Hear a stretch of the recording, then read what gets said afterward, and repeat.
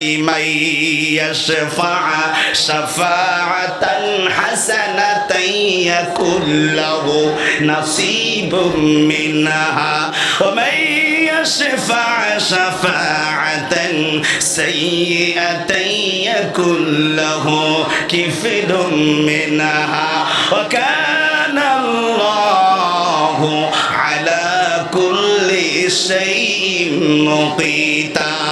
জোরে বলতে হবে আল্লাহু আকবার। আল্লাহ কোরআন শরীফের মধ্যে জানাচ্ছেন মাইয়াশফা শাফাআতান হাসানাতান ইয়াকুল লাহু নাসিবুম মিনহা। তুমি যদি কোনো ব্যক্তিকে নির্বাচিত করো, সমাজের মেম্বার, সমাজের লিডার, সমাজের নেতা, এবং তাকে নির্বাচিত করার পরে তোমার ভোট দিয়ে তাকে তুমি মেম্বার বানাইলা, চেয়ারম্যান বানাইলা, এমপি বানাইলা, মন্ত্রী বানাইলা, ওই ব্যক্তি যদি ক্ষমতায় আসার পরে একটি ভালো কাজ করে, একটি সুন্দর কাজ করে, একটি কল্যাণগামী কাজ করে, ওই ভালো কাজের কারণে আল্লাহ পাক রব্বুল আলামিন ভালো কাজ করেছে, কিন্তু আপনি না, করেছে কে? নেতা। আল্লাহ কইলে যে তুমি যে ভোটটা দিয়েছিলা, তোমার ভোটের কারণে সে চেয়ারম্যান হতে পারছিল, এখন সে যত ভালো কাজের আঞ্জাম দেবে প্রত্যেকটা ভালো কাজের নেকি আল্লাহ আপনার আমলনামায় দিবে। জোরে কোন সুবহানাল্লাহ।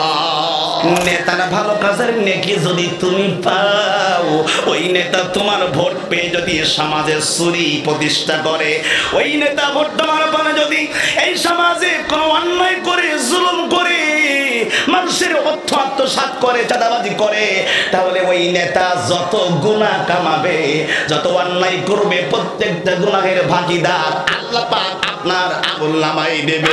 সমাজে ন্যায় বিচার এবং ইনসাফ প্রতিষ্ঠা করতে চান, অথচ যারাই যেই নেতাকে, এমন নেতা যে রাষ্ট্রীয় ক্ষমতায় বসাতে চান না, যাকে রাষ্ট্রীয় ক্ষমতায় বসাইলে ন্যায় ইনসাফ প্রতিষ্ঠা করবে, মিথ্যা বলবে না, জিনার বিচার করবে, হত্যার বিচার করবে, গুমের বিচার করবে, ধর্ষণের বিচার করবে, সেই নেতাকে আপনি রাষ্ট্রীয় ক্ষমতায় বসান নাই, অথচ আপনি দাবি করেন আমরা ন্যায় বিচার চাই, তাহলে কেমন হবে? ওই স্বর্ণ রাখার মতো কথা বলে না, ঠিক না? আল্লাহকে যে পাইতে চাই, আল্লাহকে যে পাইতে চাই, হাজারত কি ভালোবেসে, আরশে কুরসি লৌহ কলম, আরশে কুরসি লৌহ কলম না চাহিতে পেয়েছে সে, হাজারত কি ভালোবেসে, আল্লাহকে যে পাইতে চাই, লা ইলাহা ইল্লাল্লাহ। সবাই পড়ি লা ইলাহা, লা ইলাহা, লা ইলাহা, লা ইলাহা, লা ইলাহা। আসমানের মালিক যে আল্লাহ, জমিনের মালিক সেই আল্লাহ, কোরআনের মালিক সেই আল্লাহ, লা ইলাহা, লা ইলাহা, লা ইলাহা ইল্লাল্লাহু মুহাম্মাদুর রাসূলুল্লাহ সাল্লাল্লাহু তাআলা আলাইহি ওয়া আলা আলিহি ওয়া আসহাবিহি ওয়া বারিক ওয়া সাল্লিম। আলহামদুলিল্লাহ, উপস্থিত মসজিদ আশরাফ বিন আব্দুল আজিজে আজকে বরকতময় জুমার দিন আল্লাহ জাল্লা শানুহু ওয়া আম্মা নওয়ালুহু আপনাকে আমাকে দয়া করে, মায়া করে, মেহেরবানি করে আল্লাহর এই পবিত্র ঘর মসজিদ শরীফে আমাদেরকে আগে ভাগে আসার তৌফিক দান করেছেন।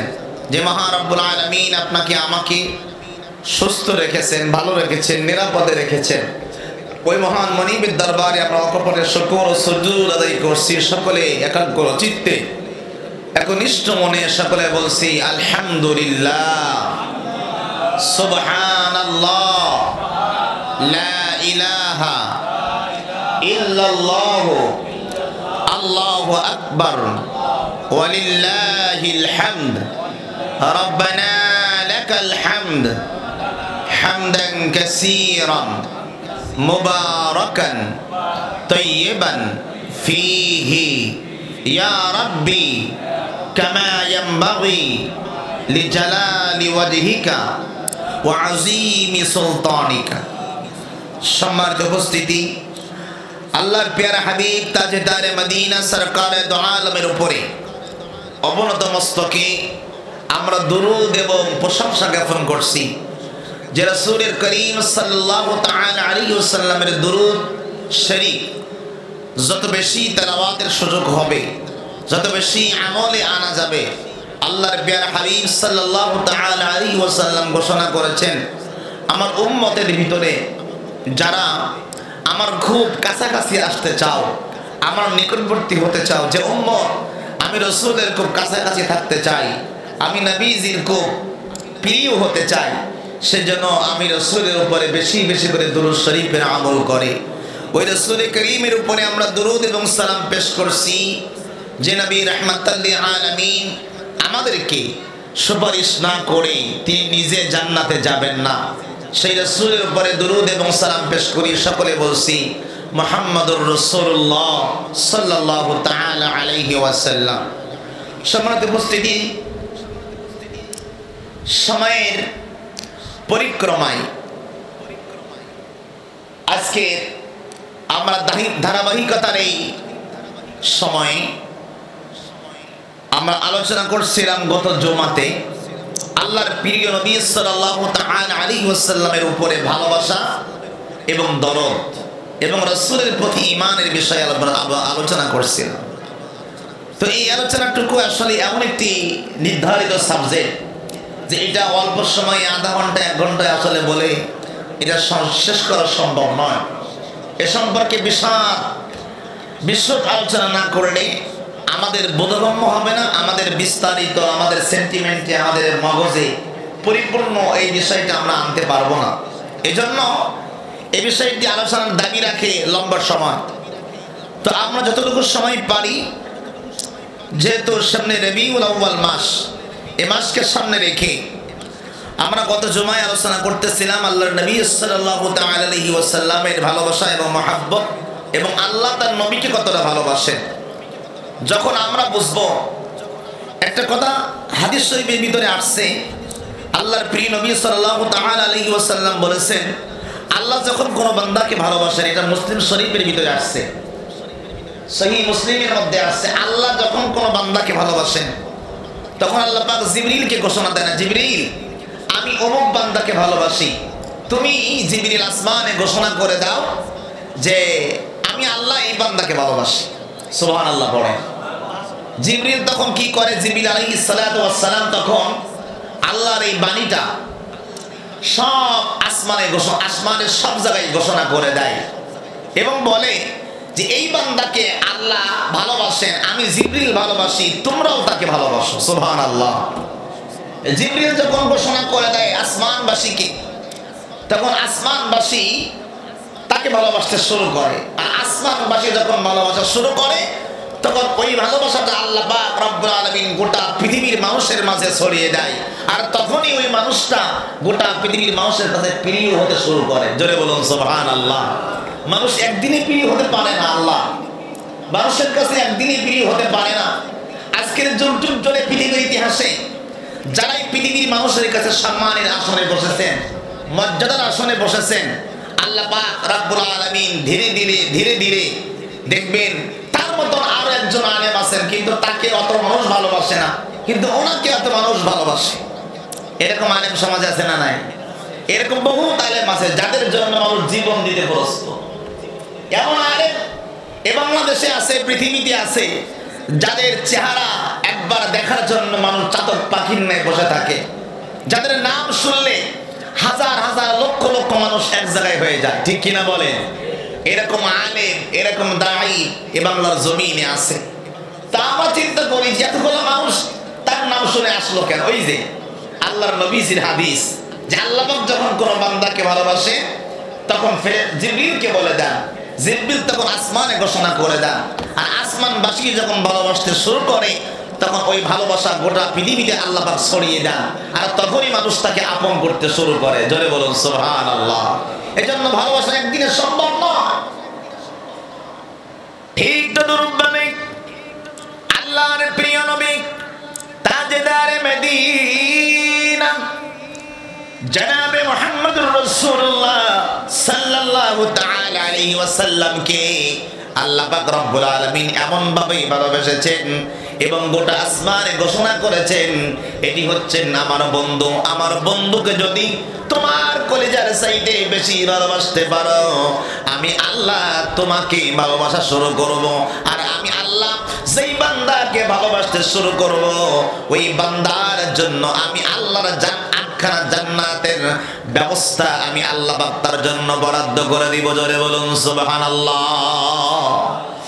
সমাজ উপস্থিতি, এই জুমার যে আলোচনাগুলো আমি আপনাদের সামনে করি গতানুগতিক আলোচনা শোনার জন্য নয়। ডান কান দিয়ে শুনলাম, বাম কান দিয়ে বের করে দিলাম, এইটা শোনার জন্য নয়। আমার ভাইয়েরা, এ বাংলাদেশ 52 বছর ধরে স্বাধীন হয়ে গেছে। এখনো পর্যন্ত আমরা কিন্তু প্রত্যেকে নামাজ পড়ি, রোজা রাখি, হজ করি, যাকাত দেই, কম বেশি আমরা ইসলামের আমল করি। কিন্তু ইসলামকে আমরা আবেগ দিয়ে ভালোবাসি, বিবেক দিয়ে ভালোবাসি না। ইসলামকে যদি আমরা বিবেক দিয়ে ভালোবাসতাম তাহলে আজকের বাংলাদেশের মানচিত্রে, গোটা পৃথিবীর মানচিত্রে এই যে অবস্থা, যে শোষণীয় অবস্থা দেখতেছেন, এইটা আমাদেরকে দেখতে হতো না।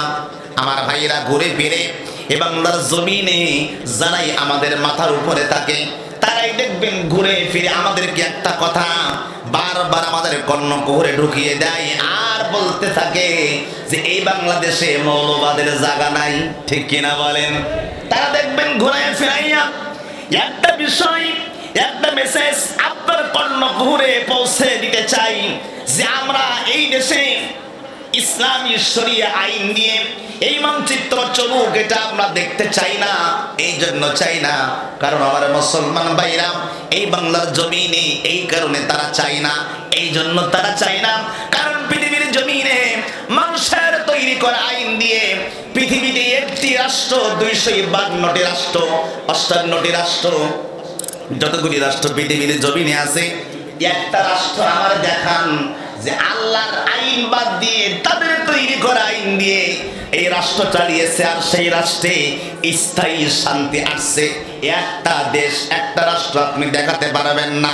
কিন্তু আল্লাহর কোরআন দিয়ে যে রাষ্ট্র পরিচালিত হয়েছে ওই রাষ্ট্রে স্থায়ী শান্তি এসেছে, এইরকম প্রমাণ আছে না নাই?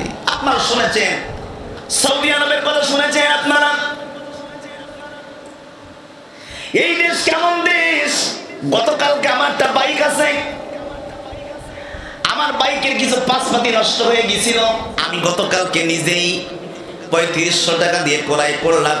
আমার মাদ্রাসার সামনে রেখে আমি মাত্র ওয়াশরুমে ঢুকেছি, এক আল্লাহর ওলি এসে 3500 টাকার মাল ওই গাড়ির সামনে শপিং ব্যাগ নিয়ে উদাও হয়ে গেছে। এখন কি আপনি সুবহানাল্লাহ বলবেন না নাউজুবিল্লাহ বলবেন? সামান্য জিনিস চিন্তা করেন,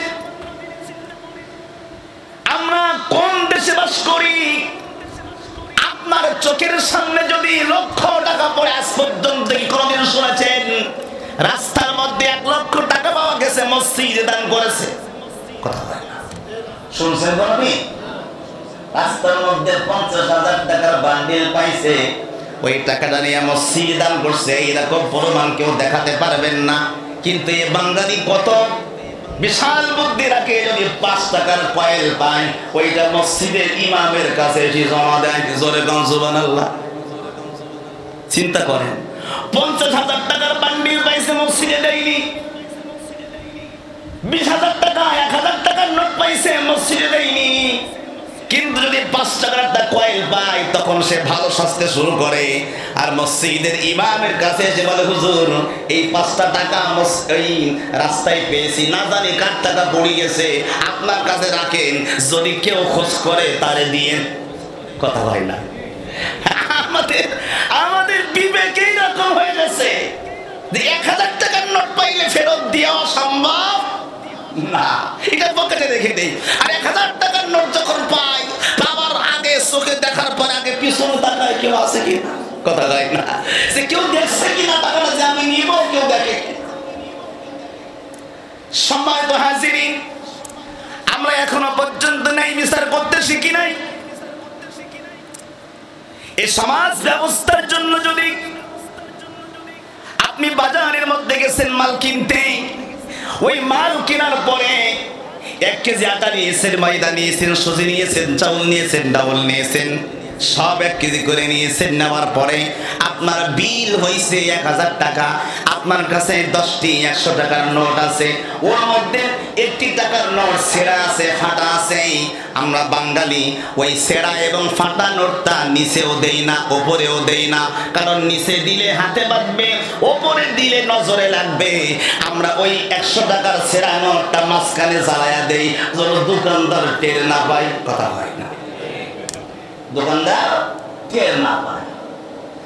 এ হচ্ছে আমাদের বিচার ব্যবস্থা। আমার ভাইরা, কোনোভাবেই ওই 100 টাকার ছেঁড়া নোটটি চালিয়ে নেবার চেষ্টা করি না, এর লস হয়ে যাবে। তার মানে আপনি নিজে বাঁচলেন, আর একজনকে ঠকালেন।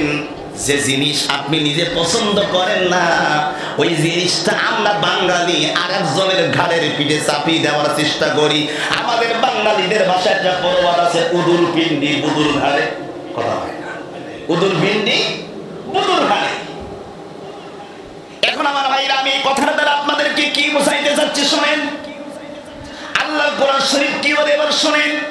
28 নম্বর পারা 10 নম্বর পৃষ্ঠা সূরা সাফের একেবারে প্রথম থেকে 3 নম্বর লাইনের মধ্যে আল্লাহ বলে, আইয়ুহাল্লাযীনা আমানু লিমা তাকুলুনা মা লা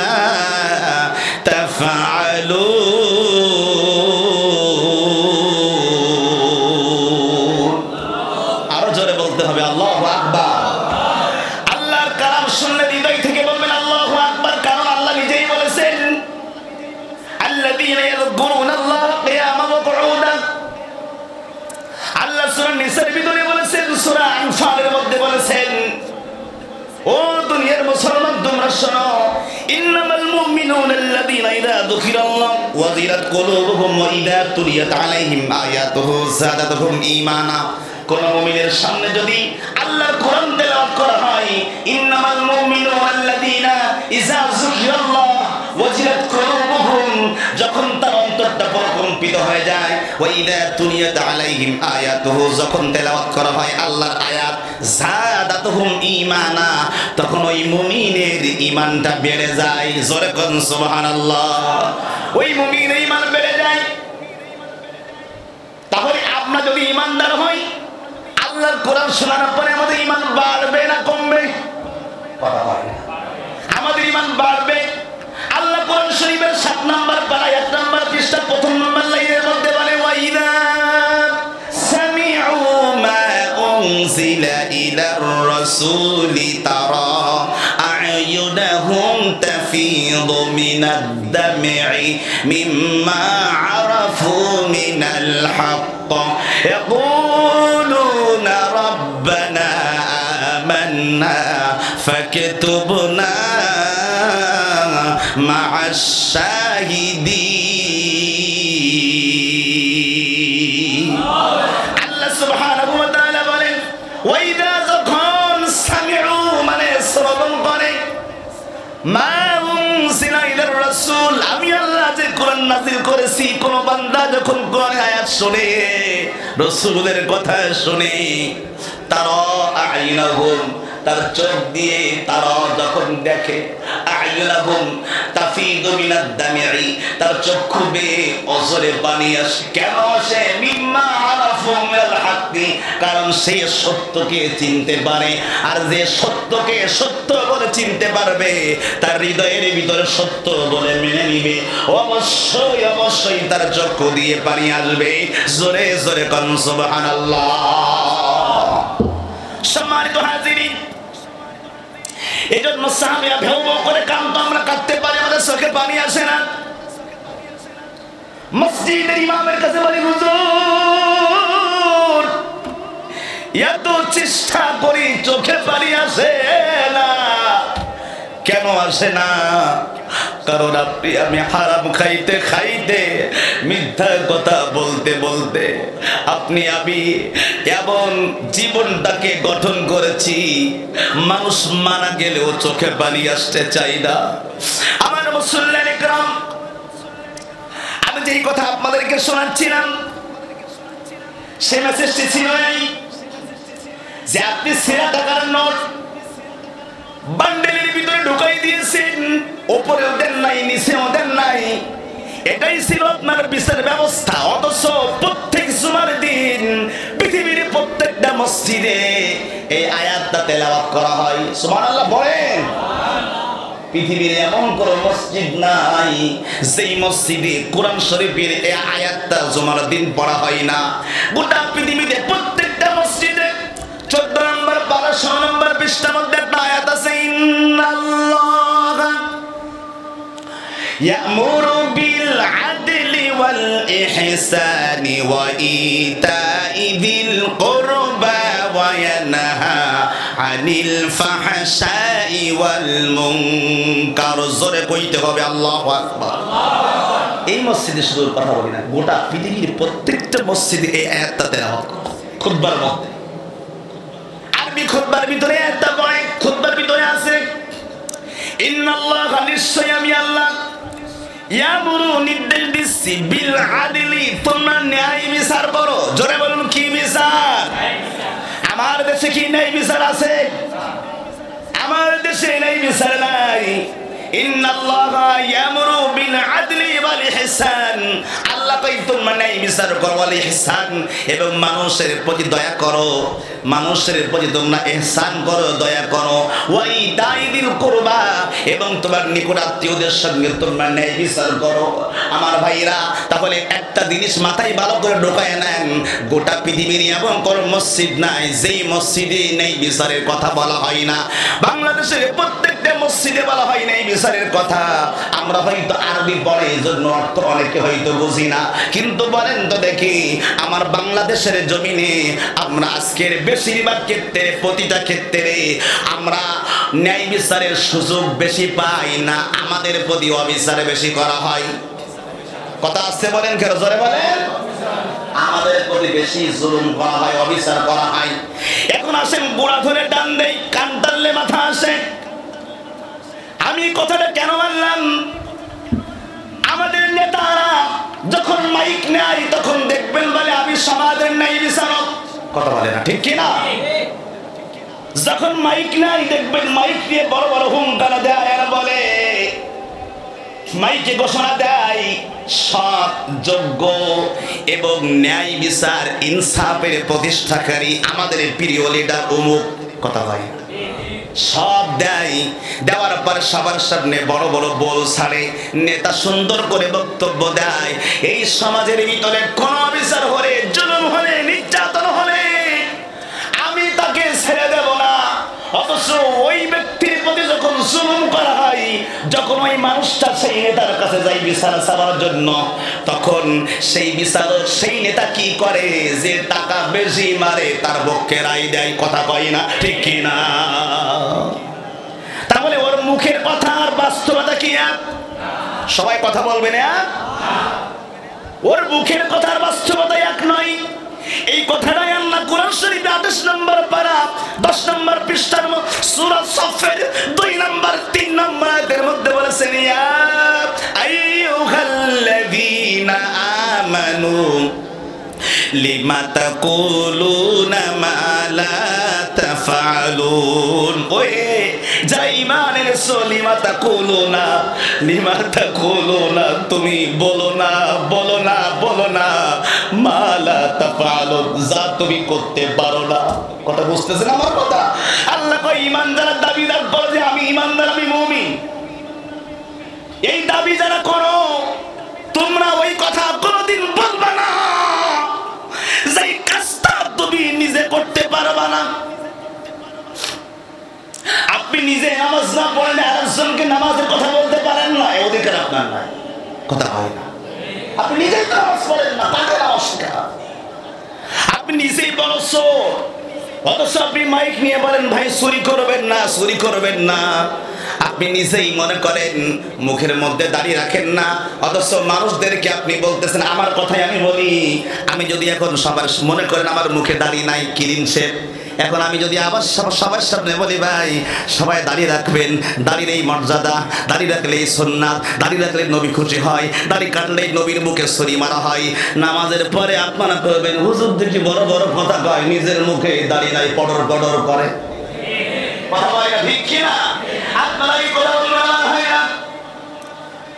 আমি যদি সুদের কারবার করি, আমি মসজিদে জুমার দিন এখানে বসে যদি বলি সুদ খাইবেন না, আর আপনাদের কানে যদি তথ্য থাকে ইমাম সাহেব খতিব সাহেব সুদের কারবার করে, আপনারাই বলবেন হুজুর আপনি যে বড় বড় কথা বলেন মিম্বারের পারে বসে, আপনি যে পটর করে বলেন সুদ খাওয়া যাবে না, নিজেই তো সুদ খান।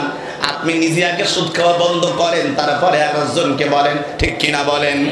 আমার ভাইরা, কিন্তু ইমাম সাহেব নামাজের মধ্যে যদি বলে আলহামদুলিল্লাহি রাব্বিল আলামিন মালিকি ইয়াউমিদ্দিন, আপনারা চুপ থাকবেন? কথা বলেন, চুপ থাকবেন না কেন? ইমাম ভুল করেছে। ইমাম মানে কি? নেতা। ইমাম মানে নেতা। ইমাম ভুল করেছে, আলহামদুলিল্লাহি রাব্বিল আলামিন মালিক ইয়াউমিদ্দিন, পিছন থেকে সবাই বলবেন আর রহমানির, বলেন আর রহমানির রহিম। নামাজের মধ্যে ইমাম যদি সূরা ভুল করে, রাকাত ভুল করে, আপনারা লোকমা দিবেন। ইমাম যদি সুদখোর হয় মসজিদে তাকে রাখবেন না। ইমাম যদি জানা করে তাকে রাখবেন না। তাহলে মসজিদের নেতা যদি অন্যায় করলে, ওই অন্যায় যদি আপনারা না মানতে চান, মসজিদের ইমাম যদি সুদ খাইলে এটা যদি আপনারা না মানতে চান, মসজিদের ইমাম যদি জিনা করলে আপনারা না মানতে চান, তাহলে ওই সমাজের নেতার সাথে জুলুম করতে পারেন না, কারণ তার টাকা বেশি, পাওয়ার বেশি, ক্ষমতা বেশি। কথা হয় না, ঠিক কি না? এটা নেই বিচার। এজন্য আল্লাহ ওই আয়াতে 28 নম্বর পারা, রাগ করতেছেন নাকি আপনারা? আমি কোরআন দিয়ে বুঝাই বলতেছি তো নাকি? বুঝছেন? কথা বুঝছেন? আল্লাহ নিজেই বললেন আমার ভাইরা, আল্লাহ নিজেই বললেন ও দুনিয়ার মুসলমান তোমরা শুনিয়ে নাও, কাবুরা মাকতান ইনদাল্লাহি আন তাকুলু মা লা তাফআলুন। আল্লাহ কয় তুমি নিজে যা করতে পারো না অন্যকে সেটা বলা আমি আল্লাহ কখনোই পছন্দ করি না। আল্লাহ বলতেছেন বান্দা তুমি নিজে যেটা করতে পারবা না সেটা অন্যকে বলাটা আমি আল্লাহ কি করি না, পছন্দ করি না। এবার আওয়াজ করে জানতে চাই, আল্লাহ যেটা পছন্দ করেন না সেটা কি আমরা করব? জোরে বলেন, করব? আমরা করব। আমার ভাইরা, এই মেসেজটা দেওয়ার জন্য কথাগুলো আনতেছি। এখন আমার মুসলমান ইকরাম,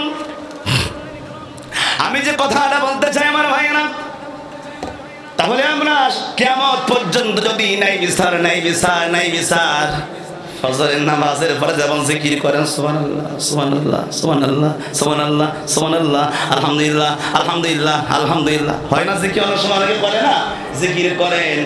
এইরকম জিকিরের মতন যদি সারাদিন জিকির করেন নাই বিচার কিয়ামত পর্যন্ত প্রত্যেকদিন যদি 1000 বার করে নাই বিচার জিকির করেন, আল্লাহর কসম 3 বার বললাম, আপনি কোনদিন স্থায়ী ন্যায় বিচার পাইবেন না ততদিন পর্যন্ত ন্যায় বিচারওয়ালা নেতাকে আপনি রাষ্ট্রীয় ক্ষমতায়, সমাজের ক্ষমতায় আপনি বসাইতে না পারবেন। কথা বলেন ঠিক কিনা? আমি একটা ছোট্ট কথা বলি, আপনার বাড়িতে স্বর্ণ আছে, কি আছে? সবাই কথা বলেন, কি আছে? সবার বাড়িতে কম বেশি স্বর্ণ আছে না?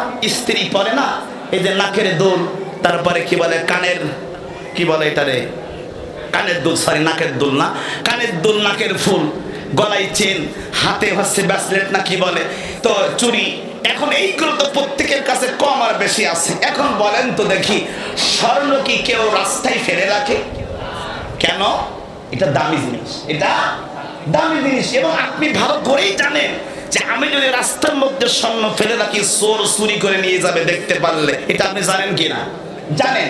আপনি জানার পরেও আপনি আপনার বাড়ির যে স্বর্ণগুলো আছে এইটা আপনি রাস্তার মধ্যে ফেলে রেখে চলে গেছেন। এখন চোর এসে এইটা চুরি করে নিয়ে গেল, 10 টাকা চোরের না আপনার? বাবা কথা বলেন, কথা বলেন। আসলে দোষ কিন্তু আমরা দেই চোরের, কিন্তু আসলে 10 টাকা। কারণ স্বর্ণ তো রাস্তায় রাখা জিনিস না, এটা দামি জিনিস, মূল্যবান জিনিস। এটা রাখবেন ঘরের ভিতরে সংরক্ষণ করে। আপনি রাস্তার মধ্যে কেন রাখলেন? আপনি জানেন রাস্তায় রাখলে চোরে চুরি করে নিয়ে যাবে। তার মানে চোরকে, তার অর্থ হলো এই, চোরকে চুরি করার সুযোগ করে দিয়ে আপনি চোরকে দোষারোপ করতে পারেন না, ঠিক কিনা? আপনি সমাজে ন্যায় বিচার এবং ইনসাফ প্রতিষ্ঠা করতে চান, অথচ যারাই যেই নেতাকে, এমন নেতাকে রাষ্ট্রীয় ক্ষমতায় বসাতে চান না, যাকে রাষ্ট্রীয় ক্ষমতায় বসাইলে ন্যায় ইনসাফ প্রতিষ্ঠা করবে, মিথ্যা বলবে না, জিনার বিচার করবে, হত্যার বিচার করবে, গুমের বিচার করবে, ধর্ষণের বিচার করবে, সেই নেতাকে আপনি রাষ্ট্রীয় ক্ষমতায় বসান নাই, অথচ আপনি দাবি করেন আমরা ন্যায় বিচার চাই। তাহলে কেমন হবে? ওই স্বর্ণ রাখার মতো। কথা বলে না, ঠিক কিনা? আপনি যে নেতাকে সিলেক্ট করছেন সেই নেতাই না বলছ। কথা বল না কেন আপনারা? তা কার কাছে আপনি ন্যায় বিচার আশা করেন? তো একটা গল্প মনে পড়ছে, ছোট্ট গল্প, মানে 1 মিনিটে বলা হবে, বলবো? কথা বলে না কেন, বলবো? ছেলে চুরি করতে গেছে আম গাছে। কি গাছে? কথা বলেন, কি গাছে? ছেলে চুরি করতে গেছে আম গাছে। তো আম গাছের মালিক এসে কয়, বেটা বেটা, তোর এত বড় সাহস, তুই আমি কষ্ট করে আম গাছ লাগালাম, এখনো পর্যন্ত একটা আম আমি খাইতে পারলাম না, আর তুই বস্তা বস্তা আম আমার গাছ থেকে পাড়তেছিস, তোর এত বড় কলিজা, খাড়া তোর বাপের কাছে নালিশ দে। ছেলে তখন ডাক দিয়ে চাচারে কয়, চাচা নালিশ দেবেন কার কাছে? আমার চাই দেখেন আমার বাপ হলো আর এক গাছে। কথা বলে না, বোঝেন না আপনার আমার কথা? কি কয়? মানে আমের আম বাগানের মালিকের কয়, চাচা নালিশ দেবেন কার কাছে? আমার বাপ দেখেন আর এক গাছে। তার মানে আম বাগানের মালিকরে বুঝাইলো যে আপনি যার কাছে বিচার দিবেন সেও তো চোর। কথা কয় না, ঠিক না? তো চোর আবার কিসের বিচার করো? রাগ করতেছেন নাকি আপনারা? তা আপনি সমাজে ন্যায় বিচার ইনসাফ প্রতিষ্ঠা করার স্বপ্ন দেখেন, যে সমাজের মানুষ নির্যাতিত না হোক, নিপীড়িত না হোক, নিষ্পেষিত না হোক, এই সমাজের মানুষ শান্তিতে বসবাস করুক, কেউ কাউকে হত্যা না করুক, কেউ কাউকে রাহাজানি না করুক, কেউ অন্যায় করে আরেকজনের অর্থ আত্মসাৎ না করুক, কেউ কাউকে অন্যায়ভাবে তার জমি দখল না করুক। এই বিগত 16 বছরে আমরা দেখেছি, আল্লাহু আকবার, আমি দেখে অবাক, একজন মুরব্বী, একটা কোম্পানির মালিক, একটা কোম্পানির মালিক তিনি, অথচ দীর্ঘ 16 বছর ধরে তিনি ওই কোম্পানি তার সমস্ত অধিকার থেকে তাকে বঞ্চিত রাখা হয়েছে। এখন তিনি আবার বর্তমান সরকারের আওতায় এসে আবার তার ওই মালিকারা ফিরে পেয়ে এসে আল্লাহর কাছে সেজদা দিয়ে শুকরিয়া আদায় করছে, আলহামদুলিল্লাহ বলেন। এখন আমার ভাইরা বলেন তো দেখি, আমরা যে সমাজে ন্যায় বিচার ইনসাফ প্রতিষ্ঠা করতে পারতাম, তাহলে এই মুরব্বী তার কোম্পানির মালিকারা কি হারাইতো? কথা বলেন, হারাইতো? কখনোই হারাইতো না আমার ভাইরা। এজন্য চোরকে আপনি চুরি করার সুযোগ করে দিয়ে আপনি কখনোই চোরকে চুরি করলে আপনি তার দোষারোপ করতে পারেন না। এটা নয়, এটা অন্যায়, এটা কোনোদিন ন্যায় হতে পারে না। সম্মানিত উপস্থিতি আমার ভাইরা, আমি আপনাদেরকে যে কথাটা বুঝাইতে চাচ্ছি শুনেন। তাহলে আমি আপনাদেরকে বলতেছিলাম, আমরা মনে করিতেছি আমি তো সাধারণ একজন পাবলিক, আমার সাধারণ একটা ভোট আমি যদি দেই এতে কি বা ক্ষতি হবে, কি বা লস হবে রাষ্ট্রের? অবশ্যই হবে। আমার ভাইরা, আপনি মনে করতেছেন আমি ভোট দিলে আমার নেতা যদি চুরি করে আমার তো দোষ না, চুরি তো নেতা করছে। কথা ভাই না, আমি তো করি নাই। এটা সাধারণ মানুষের একটা টেন্ডেন্সি, একটা আকল, একটা বিবেক। সেই চিন্তাটা হলো কি যে আমি তো চুরি করি নাই, আমার নেতা করছে, তো নেতার হিসাব নেতা দেবে। আল্লাহ কয় না না না, ওই নেতা তো বানাইছো তুমি। কথা কয় না? তুমি যদি তাকে একটা ভোট না দিতা তাহলে সে সমাজে চেয়ারম্যান হতে পারতো না, ইউনিয়ন পরিষদের চেয়ারম্যান হতে পারতো না, আল্লাহ ওই পৌরসভার মেয়র হতে পারতো না। আর পৌরসভার মেয়র না হতে পারলে সে কোনোদিন অফিসার জুলুম করতে পারতো না। আল্লাহ কোরআন শরীফে বলেন, আমার রাসূলুল্লাহ 5 নম্বর পারা 10 নম্বর পৃষ্ঠা সূরাতুন নিসা 10 থেকে 15 নম্বর লাইনের মধ্যে আছে, আল্লাহ কয় মাই ইয়াশফা শাফাআতান হাসানাতান ইয়াকুল্লাহু নাসীবুম মিনহা ওয়া মাই ইয়াশফা শাফাআতান সাইয়্যাতান ইয়াকুল্লাহু কিফলুম মিনহা ওয়া কানা আল্লাহু আলা কুল্লি শাইইন মুকিতা। জোরে বলতে হবে আল্লাহু আকবার। আল্লাহ কোরআন শরীফের মধ্যে জানাচ্ছেন, মান ইয়াশফা শাফাআতান হাসানাতান ইয়াকুল্লাহু নাসীবুম মিনহা। তুমি যদি কোনো ব্যক্তিকে নির্বাচিত করো, সমাজের মেম্বার, সমাজের লিডার, সমাজের নেতা, এবং তাকে নির্বাচিত করার পরে তোমার ভোট দিয়ে তাকে তুমি মেম্বার বানাইলা, চেয়ারম্যান বানাইলা, এমপি বানাইলা, মন্ত্রী বানাইলা, ওই ব্যক্তি যদি ক্ষমতায় আসার পরে একটি ভালো কাজ করে, একটি সুন্দর কাজ করে, একটি কল্যাণকামী কাজ করে, ওই ভালো কাজের কারণে আল্লাহ পাক রব্বুল আলামিন ভালো কাজ করেছে, কিন্তু আপনি না, করেছে কে? নেতা। আল্লাহ কয় যে তুমি যে ভোটটা দিয়েছিলা, তোমার ভোটের কারণে সে চেয়ারম্যান হতে পারছিল, এখন সে যত ভালো কাজের আঞ্জাম দেবে প্রত্যেকটা ভালো কাজের নেকি আল্লাহ আপনার আমলনামায় দিবে। জোরে কোন সুবহানাল্লাহ। আল্লাহ পাক আপনার আমলনামায় দিবে, কারণ আপনি তাকে ভোট দিয়ে নির্বাচিত করেছেন। আপনার ভোট পেয়ে সে আজকে নেতা হয়েছে, সে ভালো কাজের আঞ্জাম দিতে পারতেছে, অসৎ পথের বাধা দিতে পারতেছে, ন্যায় বিচার করতে পারতেছে। আয়াত কিন্তু এখনো শেষ হয়নি, কথাটা বুঝছেন? এইটা তো শুনে আপনার মনে মনে অনেক মোটামুটি খুশি, কথা যে মোটামুটি একটা ভালো কাজ করতে পারছে। এখন আয়াত কিন্তু এখনো শেষ হয়নি। এই আয়াতের পরবর্তী অংশে আল্লাহ কয়, ওয়া মান ইয়াশফা শাফাআতান সাইয়্যাতান ইয়াকুল্লাহু কিফলুম মিনহা। আল্লাহ কয় ভালো কাজের আঞ্জাম দেওয়ার কারণে নেতার ভালো কাজের নেকি যদি তুমি পাও, ওই নেতা তোমার ভোট পেয়ে যদি সমাজে চুরি প্রতিষ্ঠা করে, ওই নেতা ভোট দেওয়ার পরে যদি এই সমাজে কোনো অন্যায় করে, জুলুম করে, মানুষের অর্থ আত্মসাৎ করে, চাঁদাবাজি করে, তাহলে ওই নেতা যত গুনাহ কামাবে, যত অন্যায় করবে, প্রত্যেকটা গুনাহের ভাগীদার আল্লাহ পাক আপনার আমলনামায় দেবে। এবার কি খুশি? কথা হয় না? আগের বার তো খুব খুশি হয়েছেন যে ভোটটা যেহেতু দিছি, নেতা যেহেতু ভালো কাজ করেছে, নেকিও তো আমি পাবো, তাহলে তো আমার ভোটের দাম আছে। কিন্তু লাস্টে আল্লাহ ঘুরে আল্লাহ কয়, নেকির ভাগ যদি তুমি নাও, গুনার ভাগ কেন নিবা? কথা হয় না? নেকির ভাগ আমরা সবাই নেব, কিন্তু গুনাহের ভাগ নেব না, নেতা পায় হবে না। এজন্য আল্লাহ কোরআন শরীফের ভিতরে 15 নম্বর পারা 8 নম্বর পৃষ্ঠা সূরা বনী ইসরাঈলে প্রথম থেকে 5 নম্বর লাইনের মধ্যে আছে, ইয়াউমা নাদউ কুল্লা উনাসিন বিইমামিহিম। আল্লাহু আকবার। আল্লাহ পাক বলতেছেন, ইয়াউমা নাদউ কুল্লা উনাসিন বিইমামিহিম। আল্লাহ পাক রব্বুল আলামিন দরুদ শরীফ বলেন, আল্লাহুম্মা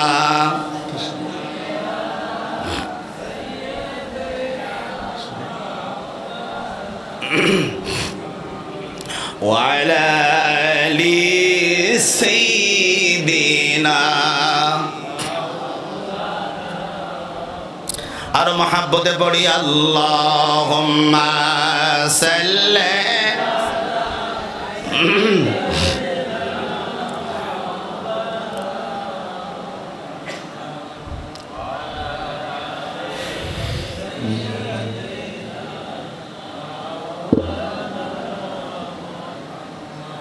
সম্মানিত উপস্থিতি আমার ভাইরা, যে কথাটা শোনাচ্ছিলাম আপনাদেরকে, আল্লাহ পাক জানাচ্ছেন, ও দুনিয়ার মুসলমান তোমরা শোনো, হাসরের ময়দানে আমি আল্লাহ পাক রব্বুল আলামিন তোমাদের নেতাদের নাম ধরে ধরে ডাকবো। কাদের নাম? সবাই কথা বলতে হবে। কাদের নাম? নেতাদের নাম ধরে ধরে ডাকবো। আপনাদেরকে আল্লাহ ডাকবেন না, আল্লাহ পাক ডাকবেন, ইয়াউমা নাদউ কুল্লা উনাসিম বিইমামিহিম। আমি কথাটা কি বানাই বলছি না কোরআন? কথা বলেন, কথা বলেন। আমি কোরআন দিয়ে বলছি। 15 নম্বর পারা 8 নম্বর পৃষ্ঠা সূরা বনী ইসরাঈল প্রথম থেকে 5 নম্বর লাইনের মধ্যে আছে, আল্লাহ ইয়াউমা নাদউ কুল্লা উনাসিম বিইমামিহিম। আমি আল্লাহ হাসরের ময়দানে প্রত্যেকটা মানুষের নেতাদের নাম ধরে ধরে ডাকবো। আল্লাহ কয়, ইয়াউমা নাদউ কুল্লা উনাসিম বিইমামিহিম ফামান উতিয়া কিতাবাহু বিয়ামিনি ফাউলাইকা ইয়াকরাউনা কিতাবাহুম ওয়ালা ইউজলামুনা ফাতিলা। আল্লাহ পাক রব্বুল আলামিন বলে, যার ইমাম যত বড় হবে, যার ইমাম যত দামি হবে, যার ইমাম যত মর্যাদা সম্পন্ন হবে, ওই অর্থাৎ ইমাম মানে কি? নেতা। এটা তো বুঝতেছেন আপনারা। আল্লাহ কয়, যেই ইমাম অর্থাৎ যেই নেতা যত দামি হবে, যেই নেতা যত সম্মানিত হবে, যেই নেতা যত মর্যাদা সম্পন্ন হবে, ওই নেতার কর্মীরা তত আল্লাহর কাছে দামি হবে। ওই নেতার কর্মীরা আল্লাহর কাছে তত সম্মানিত হবে। পক্ষান্তরে আমার ভাইরা, যেই নেতা 300 কথা হয় না, কি স্যার? কি 300 বলতে আমাদের লজ্জা দেখতেছে, বুঝলাম না। বলেন, যেই নেতা কি স্যার? জোরে কোন? গম স্যার, রাস্তা স্যার, গম স্যার, কালভার্ট স্যার, আছে না, আছে না, আছে না, আছে না? যেই নেতা সব চুরি করে, ওই নেতা কেউ আল্লাহ ডাকবেন। এখন ভালো নেতাকে ডাকলে যদি কর্মীরা সম্মানিত হয়, খারাপ নেতারে যদি যখন আল্লাহ ডাকবেন, যখন ধরবেন, কর্মীরা কি সম্মানিত হবে না লাঞ্ছিত হবে? লাঞ্ছিত হবে। আল্লাহ কয়, যে ইমাম যত দামি হবে, ওই কর্মী তত দামি হবে। যে ইমাম যত বেশি খারাপ হবে, যেই নেতা তত বেশি অপদস্থ হবে, লাঞ্ছিত হবে, তার কর্মীরাও তত বেশি লাঞ্ছিত হবে, অপদস্থ হবে, নির্যাতিত হবে। আল্লাহ পাক তাদেরকে বিচার করবেন। আমার ভাইরা, ওই আয়াতের পরবর্তীতে আল্লাহ বললেন, ওয়ামান কানা ফি হাযিহি আ'মা ফাহুয়া ফিল আখিরাতি আ'মা ওয়া আযাল্লু সাবিলা। আল্লাহু আকবার বলেন। আল্লাহ পাক রব্বুল আলামিন জানাচ্ছেন, মান কানা ফি হাযিহি আ'মা, যে ব্যক্তি দুনিয়াতে অন্ধ সে আখিরাতে অন্ধ। অর্থাৎ যেই ব্যক্তি দুনিয়াতে কোরআন চিনবে না, আখিরাতে সে কোরআন চিনবে না। যেই ব্যক্তি দুনিয়াতে মসজিদে চিনবে না, আখিরাতে সে মসজিদে চিনবে না। যেই ব্যক্তি দুনিয়াতে ইমাম সাহেবকে চিনবে না, আলেমকে চিনবে না, কবরে গেলে হাসরের ময়দানে সে আলেমকে চিনবে না। আপনি মনে করতেছেন আমি কবরে যাব, 3টা প্রশ্ন মুখস্থ করে রেখেছেন। আমার রব্বুকা, তোমার রবকে, রব্বিয়াল আলা, মা দীনুকা, তোমার দিনকে, দিনিয়াল ইসলাম, মা কুনতা তাকুলু ফি হাক্কি হাযার রাজুল। আরে কবরেই তো 3টা প্রশ্ন, রাজনৈতিক প্রশ্ন। সুবহানাল্লাহ ভাই না? অনেকে কয় রাজনীতি করা যাবে না। কবরে গিয়ে প্রথম প্রশ্ন রাজনীতি প্রশ্ন। প্রথম প্রশ্ন কি? মার রব্বুকা, তোমার রব কে? তোমার রব কে? আল্লাহ। জোরে বলেন, কে? আল্লাহ। তোমার আল্লাহ, তোমার রব কে? তুমি কাকে মানো? কাকে মানো? মা দীনুকা, তোমার দিন কে? তুমি কোন আদর্শের মতবাদের বিশ্বাসী? তোমার নবীকে, তোমার নেতাকে, তোমার লিডারকে? কবরে 3টাই প্রশ্ন আপনাকে রাজনৈতিক প্রশ্ন করা হবে। তোমার দিন কে? আপনি কোন ধর্মের বিশ্বাসী, কোন আদর্শের মতবাদে তুমি বিশ্বাসী? এই প্রশ্ন আল্লাহ পাক কবরে আপনাকে করবে। এখন আপনি কবরের প্রশ্ন সব মুখস্থ করেছেন সারা জীবন। বলেন তো দেখি, কবরে যাওয়ার পরে আপনি মনে করছেন মুখস্থ করলেই তো মোটামুটি ভাববে না, পটপট করে বলে দেবে, আল্লাহ কয় পারবে না, পারবে না। কেন পারবা না? কারণ তুমি যেই সারা জীবন যেই রাসূলের আদর্শের বিরোধিতা করেছো, তোমার নেতার আদর্শকে সমাজে বাস্তবায়ন করেছো, রাসূলের আদর্শ বাস্তবায়ন করো নাই। কথা বলেন, কার আদর্শ বাস্তবায়ন করেছে? তোমার লিডার। তাই আমরা অমুক নেতার আদর্শের সৈনিক জবান দিয়ে কখনো বলো নাই যে রাসূলের আদর্শের সৈনিক, আর এই আদর্শ মানো নাই। এখন কবরে যখন ফেরেশতা প্রশ্ন করতেছে তোর নবীকে, ও তখন জবান বন্ধ, কারণ ও তো নবীকে আদর্শের নেতা মানে নাই, কথা বলে না, নবীকে আদর্শের নেতা মানে নাই। ক্ষমতার জন্য বলেছে যে আমরা ইসলামী আইনকে, শরিয়ার আইনকে আমরা মানতে চাই না, বাস্তবায়ন করতে চাই না। ইসলামী রাষ্ট্র ব্যবস্থাপনার কথা বললে আপনার তখন খারাপ লেগেছে, আপনি কষ্ট পেয়েছেন। আল্লাহ পাক রব্বুল আলামিন হাসরের ময়দানে আপনার ইমামকে ধরে ধরে জাহান্নামের দিকে নিয়ে যাবেন। তখন কর্মীরা ডাক দিয়ে বলবে, আল্লাহ আমি কই যাবো? কই তোর নেতা গেছে যেখানে, তুমিও যাবা সেখানে। কথা কয় না কেন? বান্দা করে বান্দা কেলে क्या दुनिया स्लोगान दिसो ना नेता তুমি দেখায় আমরা আছে সেখানে, কথা পাই না, কথা কই না, মনে নাই, মনে নাই কি? আমি কি ভুল বলতেছি? আপনারা বলেন, আপনি নেতাকে সামনে রেখে একবারে ফিরাকার সামনে রেখে স্লোগান দিবেন কি, নেতা তুমি যেখানে আমরা আছো সেখানে, তোমার নেতা গেছে জাহান্নামে, তুমি কি জান্নাতে যাবা? রাগ করলেন নাকি আপনারা? আল্লাহ কয় তোমার স্লোগানে তুমি তো দেখাই গেছো। সুতরাং আমার আজকের যে মূল থিম, কথা বলার যে মূল থিম, আপনাকে এই পৃথিবীতে বেঁচে থাকার জন্য প্রথমেই আপনাকে একজন আদর্শের নেতাকে বাছাই করতে হবে। কথা বলেন না কেন? ঠিক কিনা? তাহলে আমরা সেই নেতা সম্পর্কে বলছিলাম, যে আদর্শের নেতা তিনি হচ্ছেন মুহাম্মাদুর, সবাই কথা বলতে হবে, মুহাম্মাদুর। আমাদের আদর্শের নেতার নাম কি? এই কথা বলতে কি আপনাদের লজ্জা লাগবে? কোনো ভয় লাগবে? আপনাদের জোরে বলেন, আমাদের আদর্শের নেতার নাম কি? মুহাম্মদুর রাসূলুল্লাহ সাল্লাল্লাহু তাআলা আলাইহি ওয়াসাল্লাম। এই নেতার আদর্শকে যদি আপনার জীবনে বাস্তবায়ন করতে পারেন, খোদা কি কসম, ইহকালেও সম্মানিত হবেন, পরকালেও সম্মানিত হবেন, জান্নাতে গেলেও সম্মানিত হবেন, পৃথিবীর যেই প্রান্তে যাবেন না কেন সেখানে সম্মানিত হবেন। দাহান্ড্রে একটা বই তৈরি করেছে, এটা আমরা করে, এটা বিধর্মীরা করেছে। আপনি যদি গুগল তো এখন মানুষের সব প্রশ্নের উত্তর দেয়, অনলাইনে গুগল, মানে যে কোনো কিছু আমরা খুঁজে না পাইলে প্রশ্ন করি কার কাছে? গুগলে। যারা অনলাইন চালান তারা বুঝবেন, মানে যারা ইউটিউব বা ফেসবুক বা নেট ব্যবহার করেন, গুগলের কাছে যে কোনো প্রশ্ন করলে দেখবেন উত্তর দেবে। তা আপনি যে নেতার আদর্শ মানেন, দেখেন তো সেই নেতার নাম আসে কিনা। কিন্তু আমি যে নেতার নাম বলতেছি, আপনি একদিন গুগলের মধ্যে সার্চ দেবেন যে পৃথিবীর সব থেকে ভালো মানুষকে, সুবহানাল্লাহ বলবেন না আপনারা? আরো জোরে বলতে হবে সুবহানাল্লাহ। গুগলের কাছে, আমার কাছে না, কোনো মানুষের কাছে না, অনলাইনে গুগলের কাছে প্রশ্ন করবেন, যা গোটা পৃথিবীতে চলে, প্রশ্ন করবেন পৃথিবীর সর্বশ্রেষ্ঠ ভালো মানুষকে, এক বাক্যে দেখবেন উত্তর আসবে মুহাম্মদ সাল্লাল্লাহু আলাইহি ওয়াসাল্লাম। আরো জোরে বলতে হবে আল্লাহু আকবার। কাকে খোঁজেন আপনি? কোন নেতার আদর্শ মানেন? দাহান্ড্রের যে বইটা লেখা হয়েছে, এটা আমরা লিখি না, পৃথিবীর 100 বিশ্বের শ্রেষ্ঠ 100 মানুষের জীবনে একটা বই তৈরি করা হয়েছে, যেখানে পৃথিবীর বাঘা বাঘা ডাঘা ডাঘা পৃথিবী কাঁপানো ব্যক্তিদের নাম ওখানে 100 মানুষের জীবনী আনা হয়েছে। আমাদের মতন মুসলমানেরা আনে নাই, আমার মতন মোল্লা আনে নাই, আনছে পৃথিবীর সর্বশ্রেষ্ঠ বিখ্যাত বিখ্যাত যে ব্যক্তিগুলো, যারা গোটা পৃথিবী কাঁপিয়েছে, এরকম ব্যক্তিরাই যে বইগুলো লিখেছে, সেই বইয়ের নাম হচ্ছে দ্য 100। এই 100 অর্থাৎ 100 মানুষের জীবনী উপরে যে বই লেখা হয়েছে, সেই 100 পৃথিবী কাঁপানো বিশ্ববিখ্যাত 100 মানুষের জীবনের ভিতরে 1 নম্বরে যার নাম আনা হয়েছে, তিনি আর কেউ নয়, তিনি হচ্ছেন আপনার নবী, আমার নবী মুহাম্মদ সাল্লাল্লাহু আলাইহি ওয়াসাল্লাম। কি আপনারা খুশি হন নাই? কথা বলেন, খুশি হন নাই?